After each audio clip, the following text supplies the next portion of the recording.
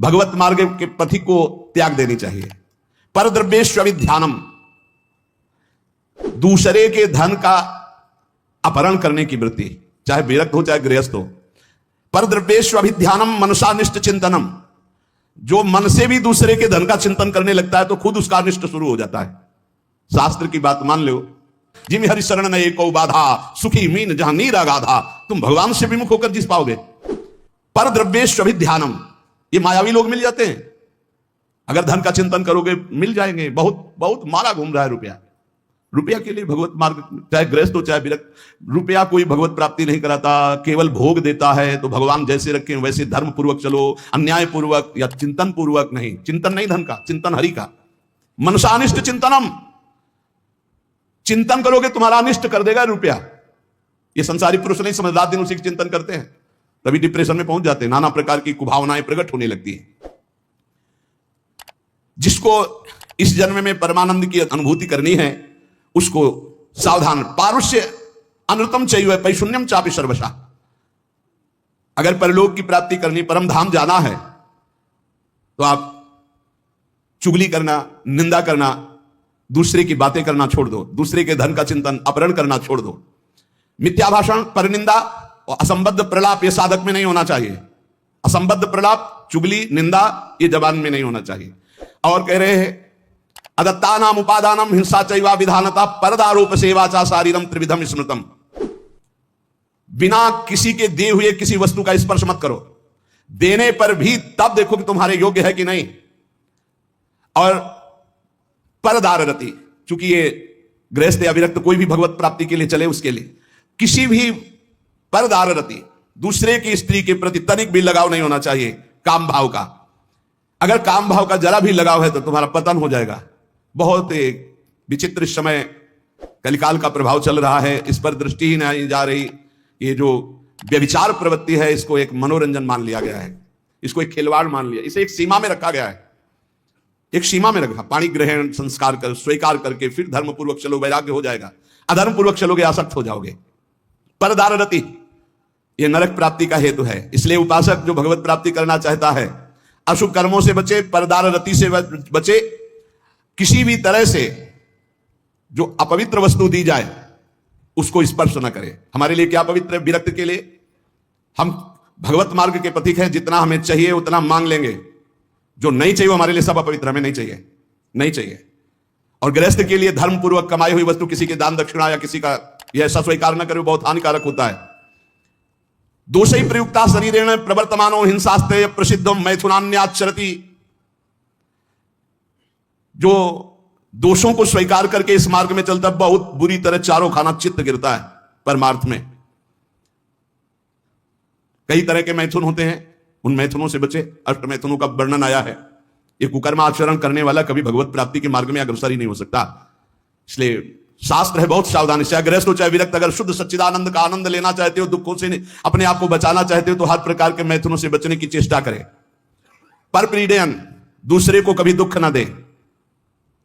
मिथ्या भाषण, कशोर भाषण, ये सब कुकर्म के अंतर्गत ही आता है।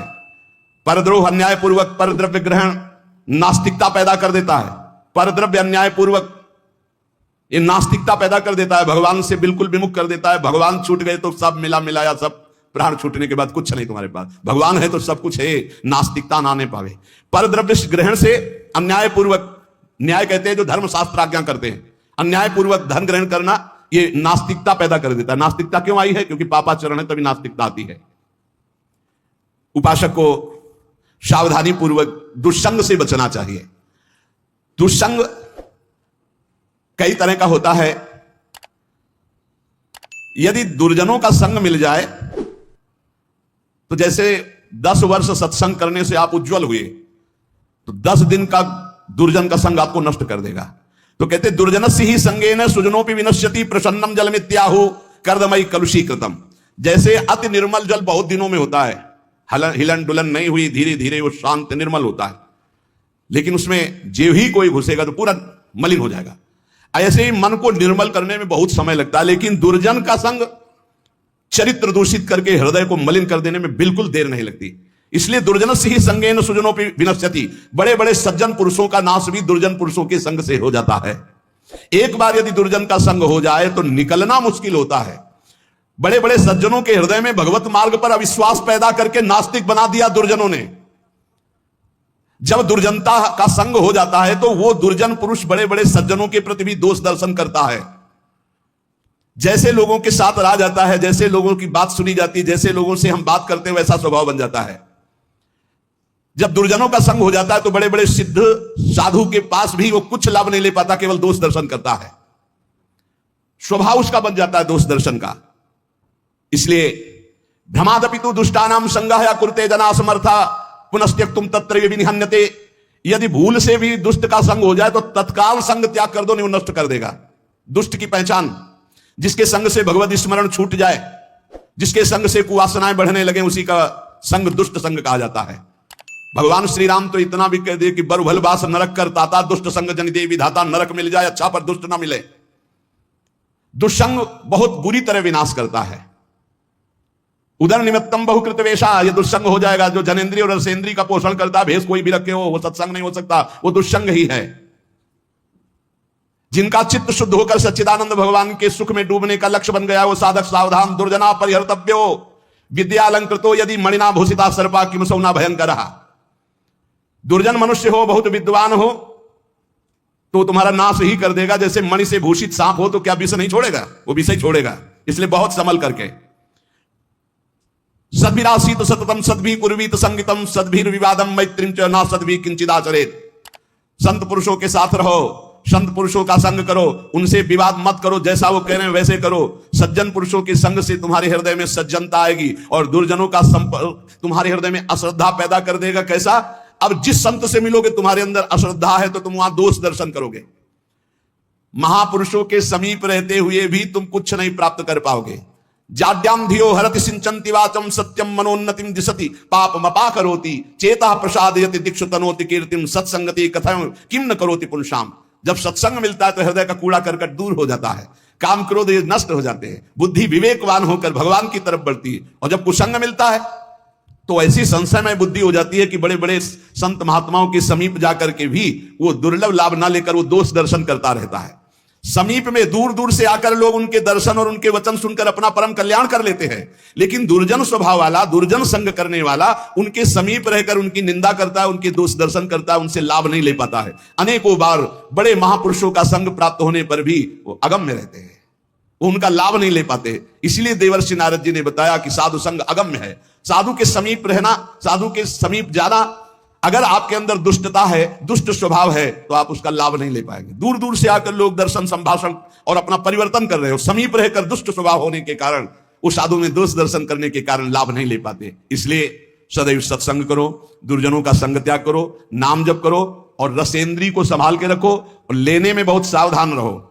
किसी से कुछ लेने में सावधान रहो, वो ऐसा पाप की कमाई ना हो जो तुम्हारी बुद्धि भ्रष्ट करके भगवान से विमुख कर दे। चाहे गृहस्थ हो चाहे विरक्त, अन्याय पूर्वक जीवन नहीं होना चाहिए, धर्म पूर्वक जीवन होना चाहिए। भगवत मार्ग में सबसे ज्यादा जो बाधक है वो है मान, बड़ाई, प्रशंसा, सम्मान और हे लाडली। हमारा मन इसी में फंस गया। मान सम्मान प्रिय लगने लगा, बड़ाई प्रतिष्ठा कीर्ति अच्छी लगने लगी, इसलिए हर्ष और शोक, मान और अपमान, दुख और सुख, इन द्वंद्वों में मैं फंस गया। हे मेरी स्वामिनी, अगर कोई बचा सकता है तो सिर्फ आप बचा सकती हो, क्योंकि मान प्रतिष्ठा ये ऐसा मीठा जहर है कि इसे कोई छोड़ना नहीं चाहता, और बिना इसको त्यागे भगवत प्राप्ति या तत्वबोध हो ही नहीं सकता। जिसकी दृष्टि में गौरव अर्थात मान घोर रौरवम, प्रतिष्ठा सुक्री विष्ठा, सम्मानम विष के समान, सम्मानम कल्याति घोर गरलम, वो इस मार्ग में आगे बढ़ता है। मेरी लाडली, मेरे मन बुद्धि तो मान सम्मान में गौरव करते हैं, दुख सुख हर्ष शोक द्वंद्वों में फंसे हुए हैं। हे मेरी लाडली, इसमें हमारा साधन बल काम नहीं करेगा, आपकी कृपा से ही हम इससे निकल सकते हैं। संग दोष व्यापे घने, कासो कहो पुकार, श्यामा प्यारी तुम बिना मेरो सुनो सब संसार।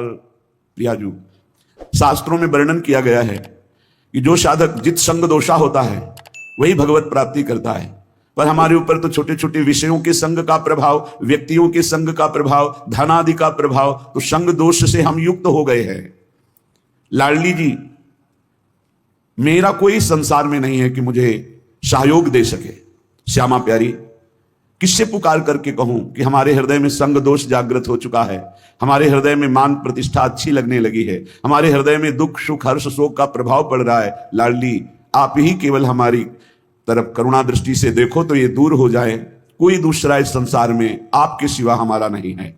मैं जान्यो कछु सूरज है, दिन प्रति उर्झो जाए, मैं मेरे बस हूं नहीं, श्यामा जो कहूं सुनाए। हम आपसे साफ बात कह रहे हैं श्यामा जी।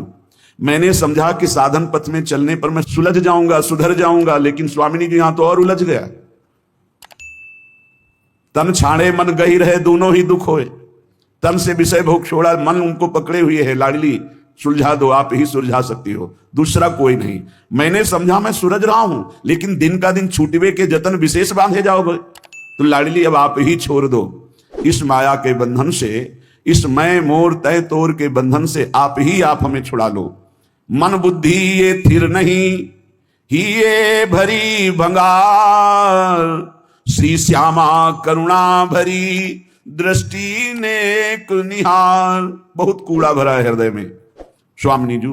ये अंतःकरण चतुष्टय, बुद्धि का निश्चय होना चाहिए, प्रिया प्रीतम के सिवा हमारा कोई नहीं। मन का संकल्प विकल्प प्रिया प्रीतम की सेवा, जगत की सेवा, और चित्त का निरंतर भगवदाकार चिंतन, अहम का पूर्ण दासत्व में समर्पण, ये सब कुछ नहीं, बड़ा कूड़ा करकट भरा हुआ है। कोई भी सत्कार्य होते उसमें अहंकार उदय हो जाता, मैंने किया।